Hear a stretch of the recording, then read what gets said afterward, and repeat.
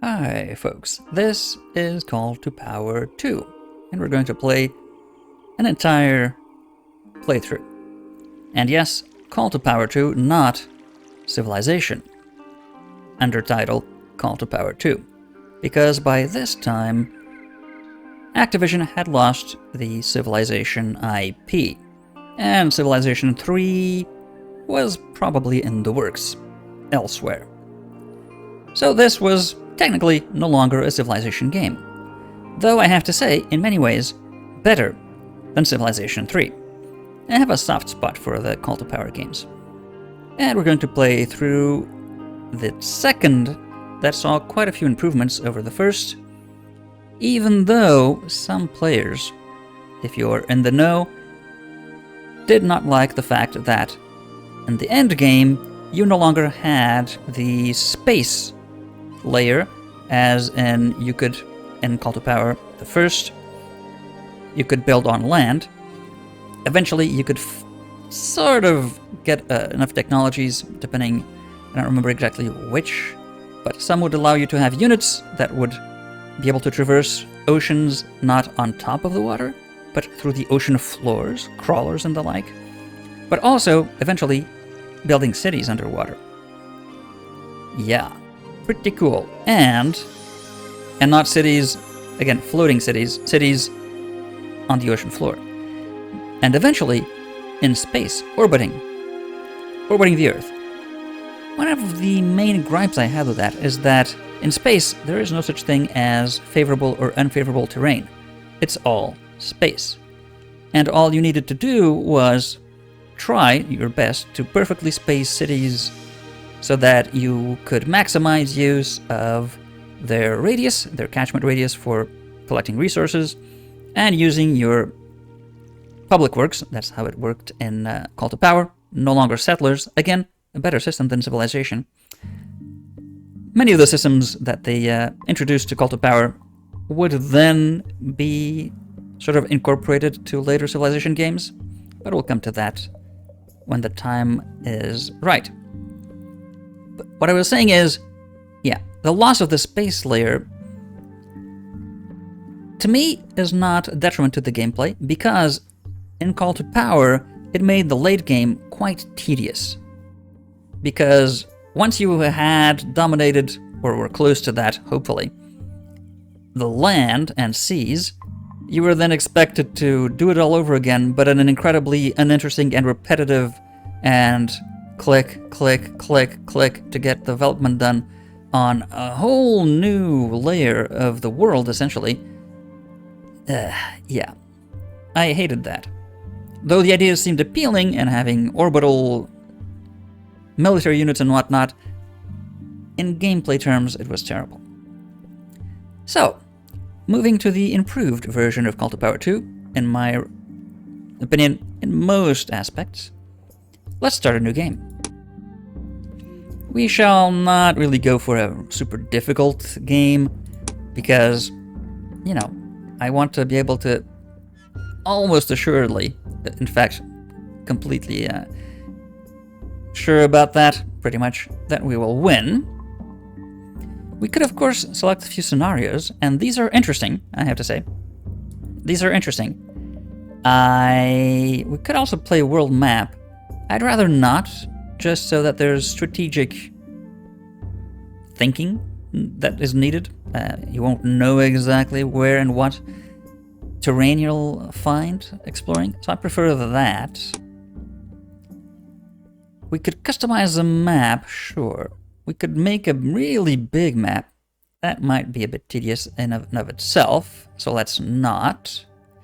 We could also, interestingly, make a donut world. That would mean that when you have units travel over the, well, as it were, north or south poles, they would wrap around and go from north to south, if that makes sense. What would make more sense, but none... Actually, no game does this, to my knowledge. When you try to travel, make a unit travel over the pole, it just can't. Theoretically, what it should do is instead of traveling from, say, the North Pole to the South Pole, it should travel from this part of the North Pole to that part of the North Pole, imagining that the entire screen here is a map of the Earth. Because, you know, the projection we're showing in a 2D space is actually a representation of a 3D planet, an actual oblong spheroid, or whatever the technical name is, for this shape of the Earth. So when you travel here, you actually come out there because, you know, that's where the actual place you are at connects in your 2D representation. No game does that. And the donut solution, I hate with a passion. So let's not choose that. Let's just go with the you can't travel into the poles shtick. And launch. Oh, actually, let's check the rules. Did I personalize anything? Oh yeah, no, that's fine. And here we are, with a much simplified and sleeker interface compared to Call to Power. We'll go through each of the menus and options as they are needed. For the time being, we have a settler unit that... Actually, we have two settlers. Good. So, settlers units have a very low defense rating and a very low damage rating, of course, very low armor rating and slow movement. They have absolutely no ranged and absolutely no attack. Again, we'll go through these as time goes by. Just know that settlers are very fragile, very slow. If in any sort of danger, they need backup. They need protection. They are key, however, as in any civilization game, they build cities. We can settle into cities. We can also sentinel, we don't want to do that. We don't have any transports to board. We're not going to disband them. We're not going to move them. Not these guys. We are going to settle. We don't know if this is a very good position, but I'm going to guess that with hills, rivers, and forest, it's at least decent. And we have created Lisbon. We can now build hoplites, settlers, and war warriors. What should we do? Frankly, just build hoplites. Warriors are 50% worse on defense, and only take one turn less to build, so why would you not just go for a hoplite? Of course, we could also go straight for a granary or a shrine. That's happiness and food, and protects against starvation when there's lack of food. And there's also one wonder we could build right away. 3 happiness for the entire empire. That is pretty good. So we do want, if we can, to get there first. But we need protection. Construction started. For that, we want hoplites. So there we go. Got hoplites. I think 1 per city to begin with is sufficient. So close that. And we now have the other settler. Well, the other settler, should we move to the ruins here? It's a risk. But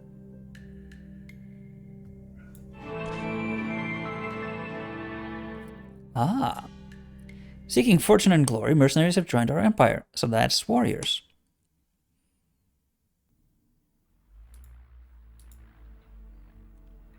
There's Moai over there. Is that different types of ruins? I'm not sure. We're going to move them there. Something that I don't necessarily want. Yeah.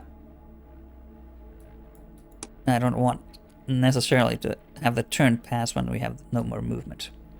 I will do as you command. We have found the remnants of an ancient culture. Among the ruins, explorers discover the secrets to a new advance. We now have knowledge of slave labor. Well, that away seems to be desert, so we're going to go downriver then.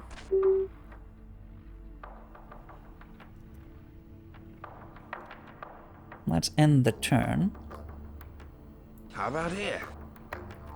Not the best place to build a city. How about here? I will do as you command. I would expect you to.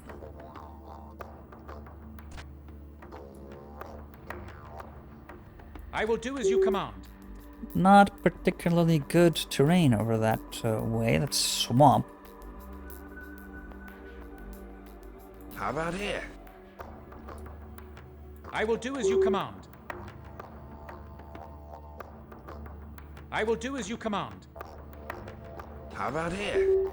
Ah, now that's an interesting piece of information. Special goods. We would have tea over there. The first special goods available to us. So let's move to that grassland over there. Now that's looking better. Now, cities in Call to Power 2 don't necessarily just grow to the radius we're used to in Civilization and Civilization 2, which is, and also Master of Magic, well, quite a few games. Just the squares around you, so it's not just that 8 squares, so then 3 by 3, and then an extra 12 squares like that, and a star pattern of some sort. They actually grow further as they grow bigger. They go quite a ways out from the actual city site. So we don't want cities to be really tightly packed together. How about here? Excellent. We found the coastline. So we can now have a coastal city there. I will do as you command. Yeah, we can now have a coastal city there. And hoplites are almost done here.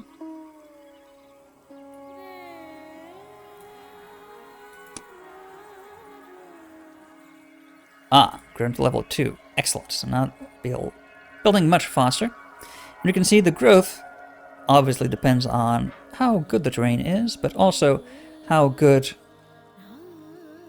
your technology is, and if you have any improvements. Ah, now that I say that, we have not been making use of our public works at all. So let's check a few of the menus here. So we have Empire Manager, that defines how much food ration is distributed to population. This, of course, makes people happy, but also means a lot more food is consumed, which means cities will grow more slowly. We could, of course, increase work hours. That produces more production for city use and for public use. Public use is what we're going to use at an empire level, at a map level, to create developments in the overland map, such as roads, irrigation, and so on. But we don't necessarily want to increase that, nor necessarily increase the portion going to public works. And wages are defined by how much gold we distribute. We could actually improve that and still save a significant amount, though it would hurt our scientific discoveries. So let's not do that just yet. And of course, our current government is a tyranny. It is terrible at pretty much everything, except military support, because tyrants like their strong muscle around them. Our unit manager, we only have the 2, so that's fine. And if you hadn't noticed, that is the gold we have. That is the current public works we have available to work. And if we go here to the tile menu, you'll see that we could apply public works to land squares, ocean squares, special options, and terraform. We don't know how to terraform. We could, however, if we had enough public work units, either build a farm and or a mine in a given square here to improve its output. I think it's about 100 public works we need or something to get the first tile improvement done somewhere around here. The first improvement I would go towards food. That allows more population produces more, and so on. A snowball effect type deal. We also have the diplomatic manager. We don't know anyone to talk to. The science manager. We are currently researching ballistics. That'll give us archers. Very useful because in Call to Power, units fight together. Something that would also be introduced in later civilizations, but had not been the case in previous civilizations, where units just fought one-to-one. Here, not so. You have frontline units, you have ranged units of different types, you have flankers, and you have different specialized unit types that all work well together, actually best, when employed together. As in, ranged units are vulnerable to, being meleeed and so on, which is logical to a degree. The Great Library is sort of the Civilopedia. You get a bit of knowledge about everything in the game, if you want to know more. Trade Manager, very important late game. Useless right now, we don't have any trade. National Manager, to know what cities are doing well, what the status of different units is, and so on. And our City Manager, in which you can navigate cities through a list, or by that, you can also turn on a mayor with a specific policy in mind, and they'll just manage the city for you. Typically not very well, so I prefer not to use that until the very late game when there's so many cities that it's a nuisance to actually manage them yourself. So, you still have one movement point, don't you? Yeah. So, maybe we should just go around that way, maybe? Or further to the south. I think this is a decent spot to settle, with access to water, and the river, some forest, some hills. That's good for production, some grassland for food. So let's settle here. This is going to be Porto. And as you can see, we have one new unit because we can now enslave people. That, not very nice, but if you can deploy slavers, you can have them walk around and attack an enemy city, and that'll take their population as slaves, and place that population unit in your city working as slaves. Problem: slaves can revolt. Slaves can create unhappiness.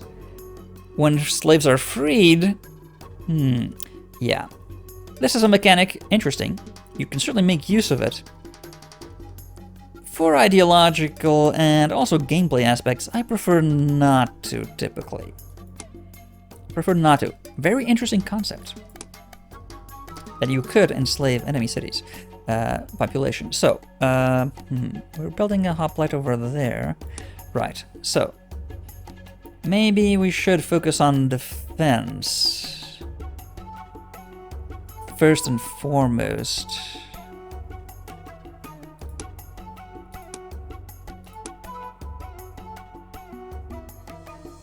And then maybe get a granary in. Construction started.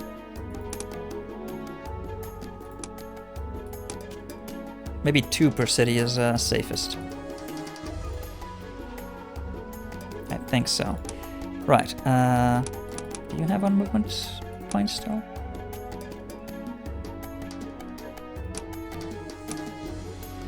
I believe there's a button to cycle units, isn't there? Ah yes, military upkeep is now 5% of production. The more units you have, the more you spend on maintenance, of course. Ah, no, they're out of movement points, so that's fine. I will do as you command. Let's tell them to go there next turn.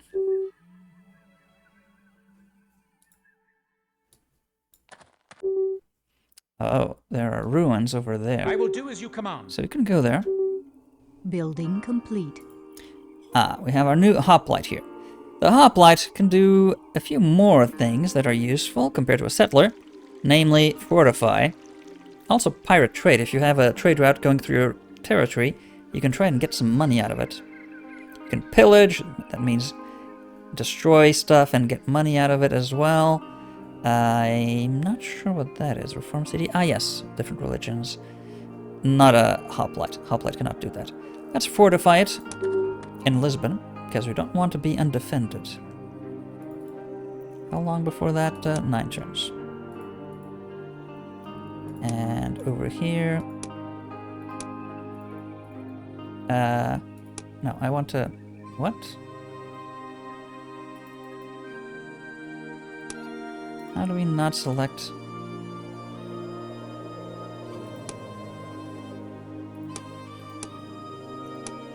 Ah. We could, after the hoplite, just go for the granary. That's certainly the safer bet. We would also like to just go crazy on settlers, I have to be frank. Because, yeah, more cities means more production, means more of everything. So maybe we should intersperse. Settlers take a long time to build, especially in small cities. Let's go for a granary. No, a granary first, then a settler.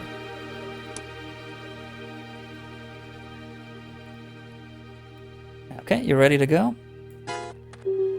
Oh, found someone else. Okay. Do they have any defenses?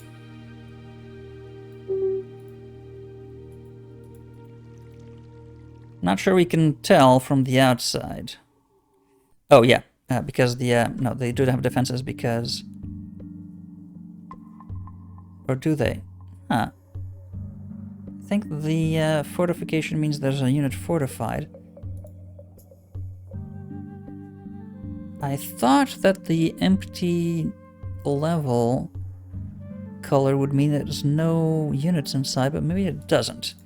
It's been a good 2 decades since I've played this game.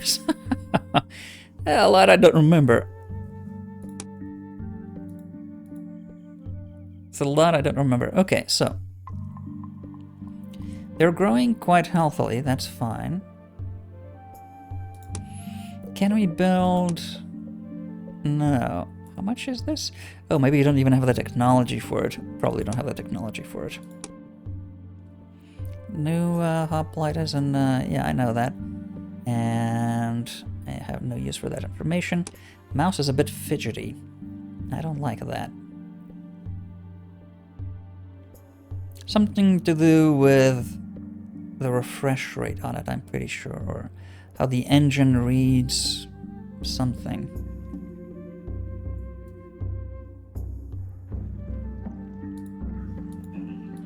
I will do as you command. Aha! Hail from the superior nation of Turkey. Our great leader Osman I is not one to be trifled with. Really? Let's go for the stats. We are pretty much equal, so it's not a good idea to attack them, I don't think. They have wood right there. Maybe we could trade with them. Let's see what we can have in terms of diplomatic advantages here. Let's create a proposal. Friendly equal. Of, a peace treaty, I suppose?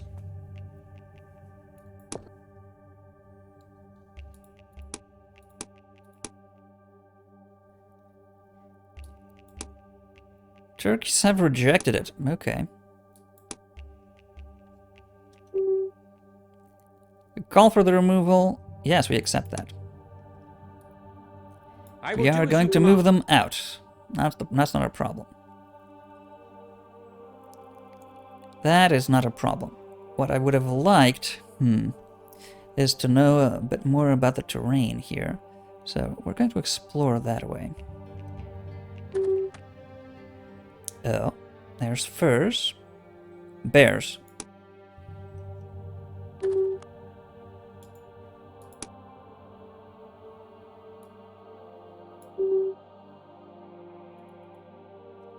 You're... okay, 2 turns away.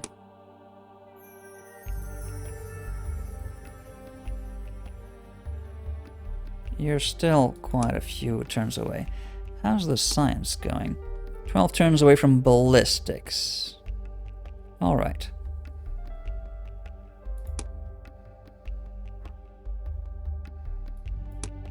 And we do have... where can we check the technology we already discovered?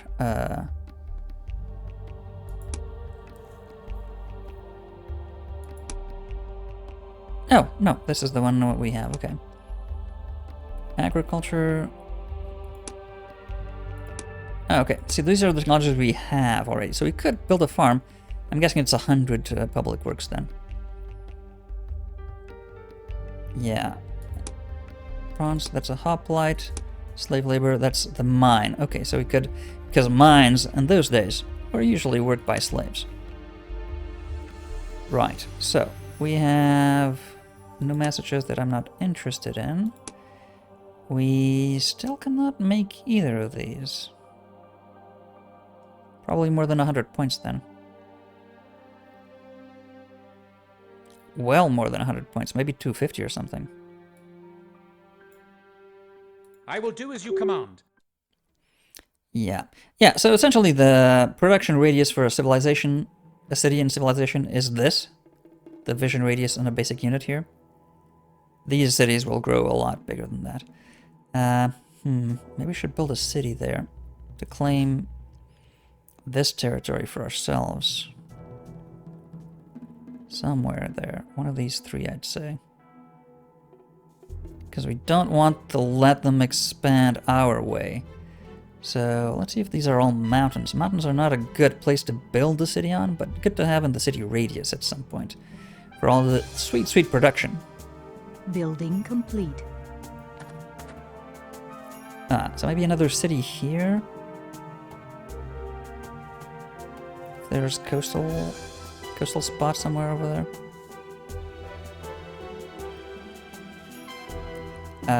Yeah, so let's get all of these to one army so they fight together.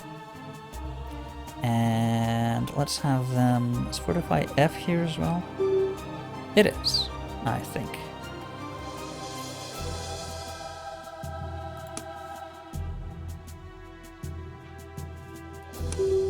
Yeah. Building complete. Aha! Also have some hoplites over there. So, is there a nice spot to build a city around here?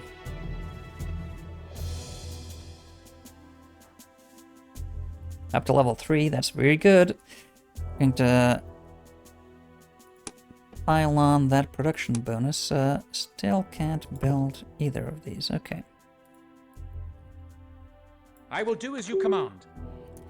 That, I think, that there would be a reasonable place to have a city built here. Yeah, okay. Let's have you move, discover this terrain up here, see what's what.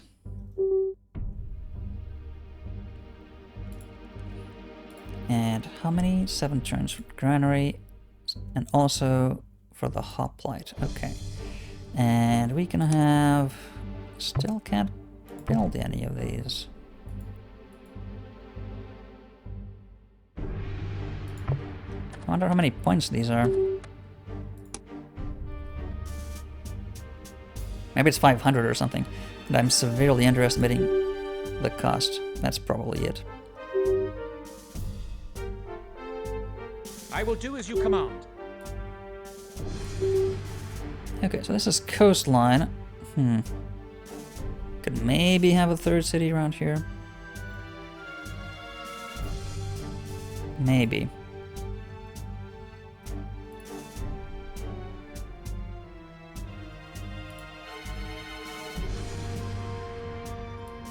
I will do as you command. Okay, check out that territory.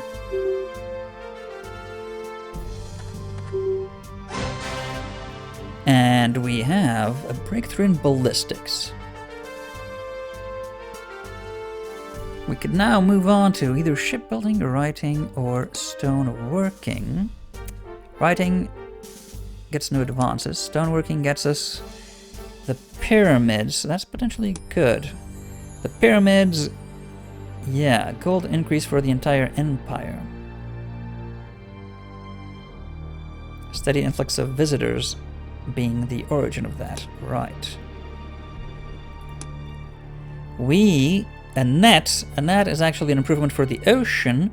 You have permanent fisheries going on and capturing fish for your consumption. A coracle is our first naval unit. Ancient ship type. Cannot travel to deep water. There's a difference between shallow coastal waters and deep ocean. A very interesting concept again that did not exist in Civilization, but also makes sense because it's a real thing. Shallow waters tend to be calmer,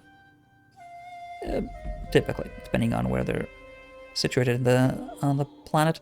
They could also transport units over water if we need to. We don't really need that right now. And I'm not sure we are ready to build a second wonder in 9 turns. We're going to be building the hoplite, the granary, a settler, and then a wonder, I think. So, 12 turns, maybe writing is the best right now. Let's do that.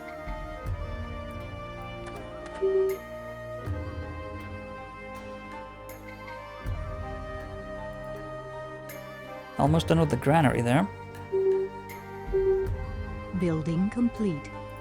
Aha, so they're all together. Fortify. And, no, the city. Tell me the city, 15 turns for a granary, okay. Let's quickly check the effect that it's gonna have. We have growth plus 5 plus 600 at 77 food. With the Building granary. complete. 750 at 85. So, it's a difference. It makes a difference. Not as much as I would like, but it makes a difference. And, we can now place a farm. That's 200, not 150. Okay, 200. So 200 on a grassland with a river is 30 food. Without is 25. Here, 25. Same there. We can't, put a farm on a forest. So, prioritize the more efficient tiles is my strategy. And the furthest away from the enemy so they cannot pillage it as easily if they choose to come to us. So let's place it right here. That takes a turn, I think. 1 turn to get built. And then we're going to see the effect here. I will do as you command. Maybe 2 or 3 turns. I forget.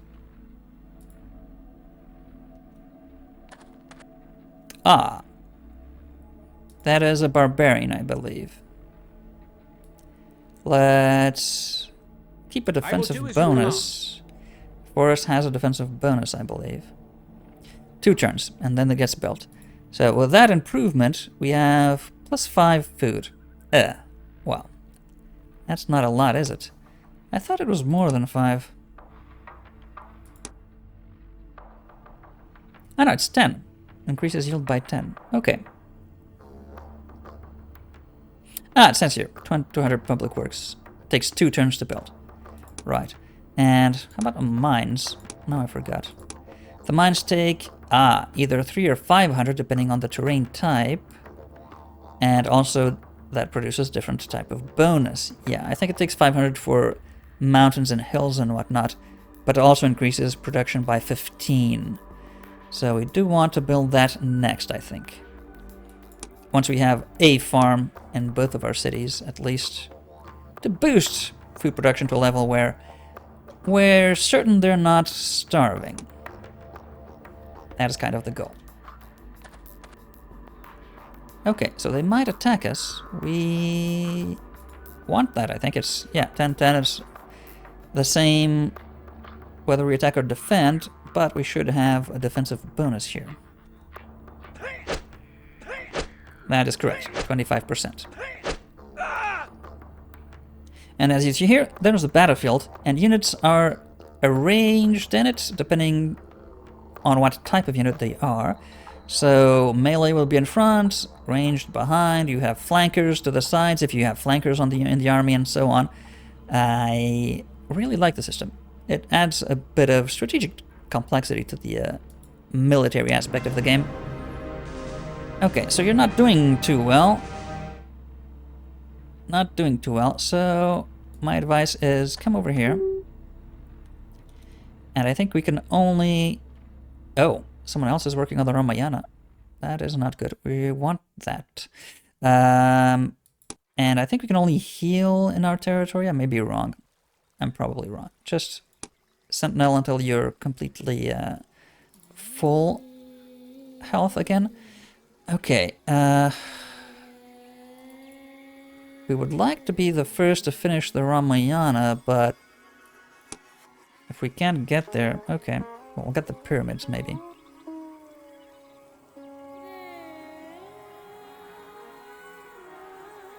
"14 turns and 3 turns away. We've got a granary here. Ah, now we have more options now. We have drama. Theater increases happiness. Yeah, +2. Does cost upkeep. We could go for jurisprudence and get the wonder of Chichen Itza. Minus 30% crime across the empire is pretty good if you have a crime problem. Eventually everyone will, in big enough and populated enough empires. For the time being though, yeah, city walls are pretty good, quite expensive, but really good when you don't want your cities taken. And thwart the effectiveness of unconventional units like slavers and clerics. That is exceptionally good. So they are important to have. But such an early stage in the game, we should probably focus on other things. And gold is very nice. City walls are very nice. And the option to build fortifications if we need to is also pretty good. So let's go for stoneworking.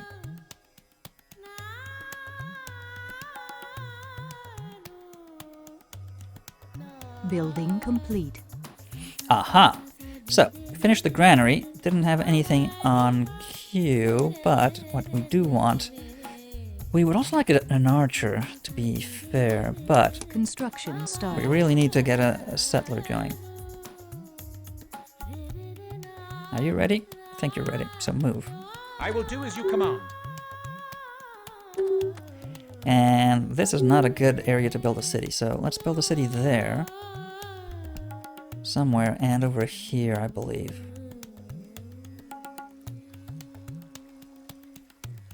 First, down here, I think is the best option.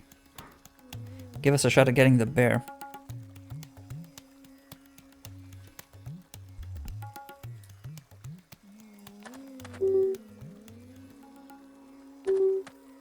Ah, there's wood over there. That'll be useful at some point. Hardwood.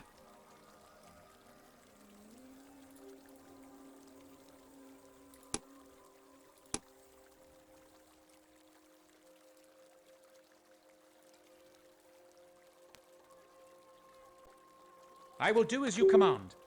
I think the continent ends over there.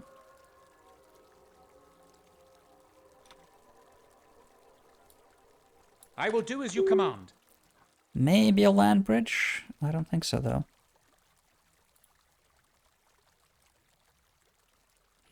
Should we rush build a settler?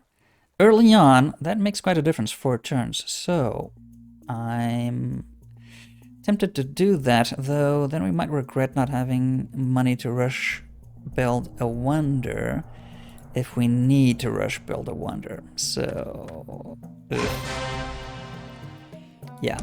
Masonry. Ah, masonry. We'd get another great wonder, the Great Wall. That is not bad. Minus 25% military readiness costs, so units are cheaper, and also protects against barbarian attacks. So no barbarians would attack us anymore. Not really a big problem. Barbarians attacking us, we typically defeat them quite easily. Barbarians do have this tendency to destroy your improvements, so we actually need to be proactive if we see any in our territory. Arenas also increase happiness. Fairly expensive though.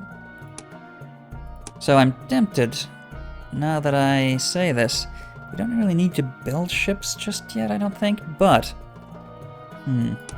maybe go for another wonder possibility with Chichen Itza. It's a pretty good one.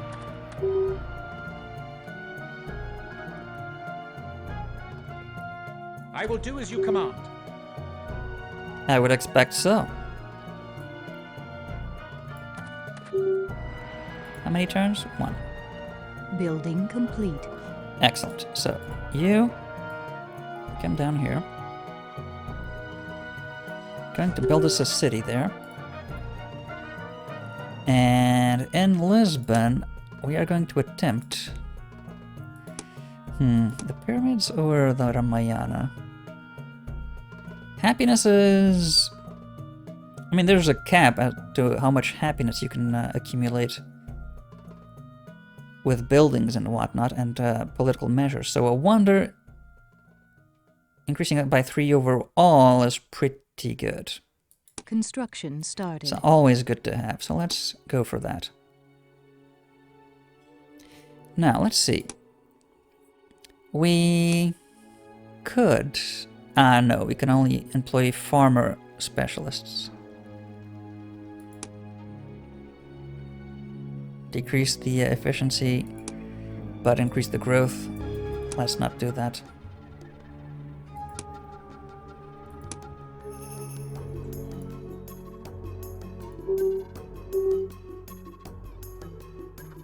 So they'll be moving.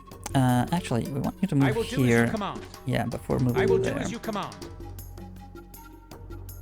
So maybe the other city is going to be this way instead. We would really want to box in the Turks, though. Preferably not allowing them to expand closer to our capital. So, yeah, I think we'll move there, in fact.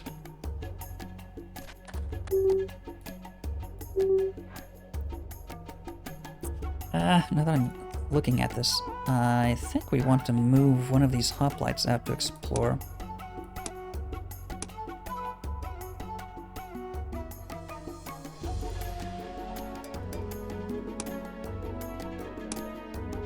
Yeah, just activate this one. And move them out. Let's see. Go east. Let's move them north. Over there. If there's any good terrain to be had. Oh man, they did what we wanted to do. Of course they did. They probably built a city somewhere over there. Crap. What we could do is send over a super powerful army to conquer it. If we had a super powerful army.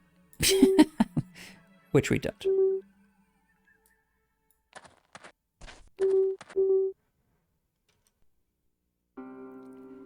Turks has begun... Oh, Chichen Itza, okay.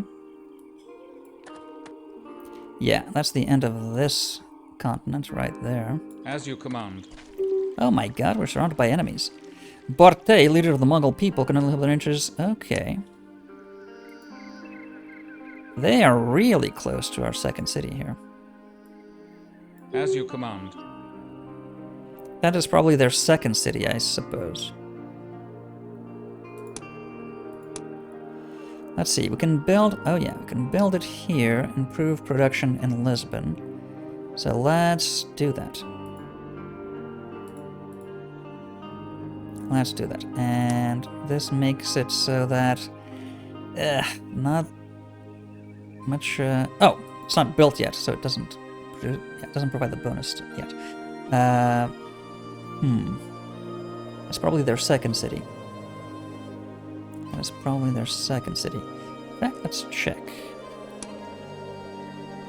Ooh, the Turks are more powerful than we are.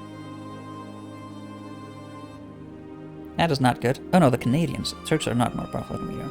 The Canadians are. And the Russians. Probably have more cities? That's probably it.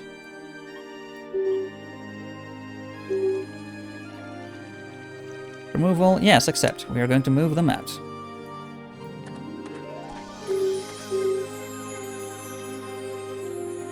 And in fact, yeah, we're going to move them all I will out. do as you command. You go over there. You... I don't know. As you command. Keep moving east.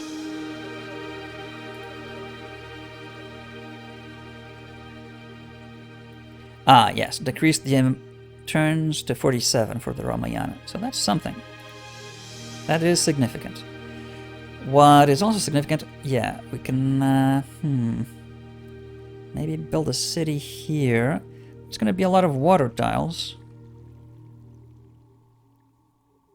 We'd make sure to have the hardwood.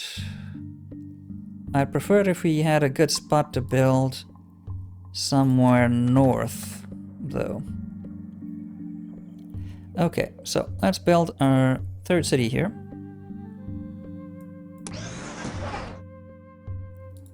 Let's go for 2 hoplites, or actually, let's go for a hoplite and, no, and an archer. Then, ballistic tower is also a good option.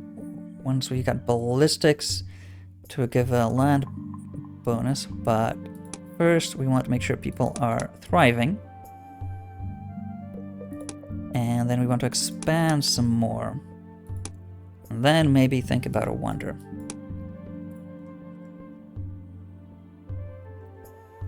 How much are we spending in... yeah, how much are we spending in...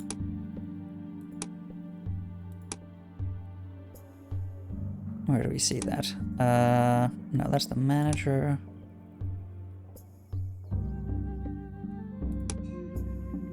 %6 is military upkeep currently. Okay. So of course we could drop the military readiness state to alert and peace, but we want to be at war to have the units at maximum.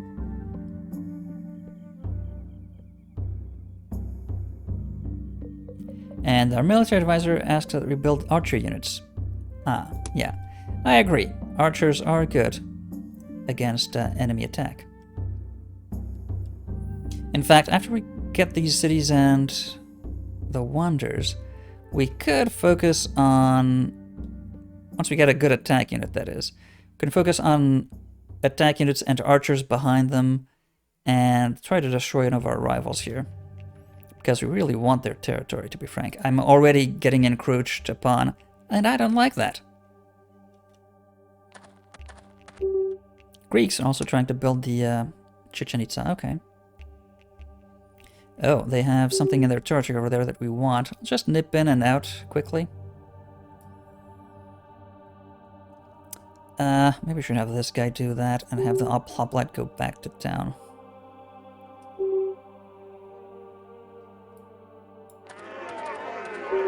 Ambushed by barbarians. Ah, well. Earned them some experience, I guess. Ah, there's also another ruin there. Ah, didn't even attack us. Trade. Ah, we could build caravans, bazaars. Caravans actually allow us to create trade routes between cities. Those are used with special resources and whatnot.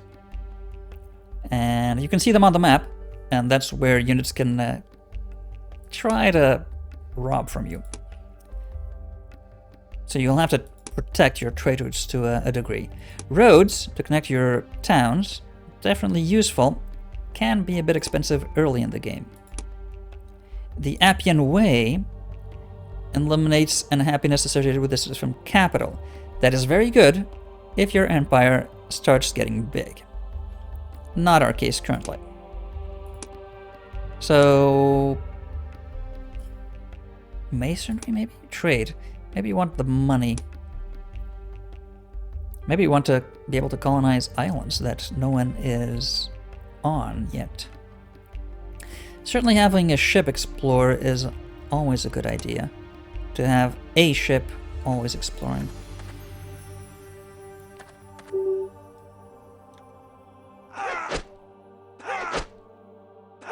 They didn't stand a chance, because hoplites are good at defense. Though they did damage us more than I would have liked. Yeah. Okay, they stopped working on the Chichen Itza, the Turks. As you command. Okay. You can... I don't know, over there. I will do as you suppose. command. So you're building... Ah, you're almost done with the settler here. The Ramayana is still really far off. Building complete. So, is there any good terrain here to be had? If we send you up, and you don't find good terrain there, I would be very disappointed. So, maybe we should play it safe and make sure we have a foothold down here.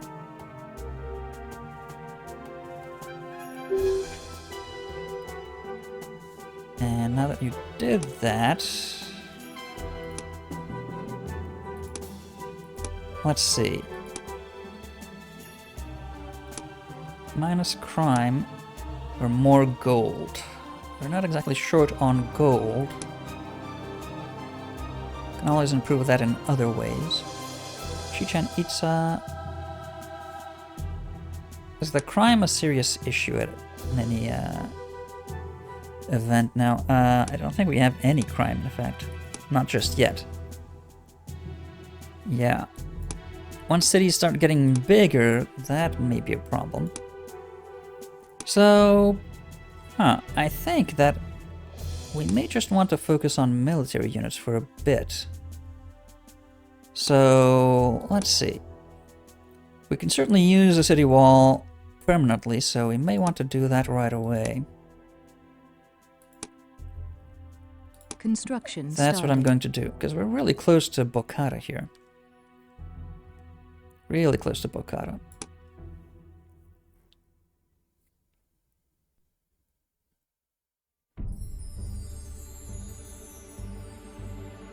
And they seem to be the weakest.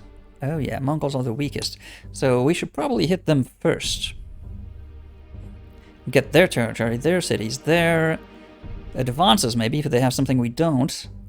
And grow stronger from that. And then move against the Turks. Because of course we will. Right, so. First foray into the basic strategies and aspects of the game. And let's see. We should probably... We don't have any cavalry yet. Do we need to find horses to be able to have cavalry units? I don't think so. I don't think strategic resources were a thing yet. We'll have to see. That is going to be next time. Until then.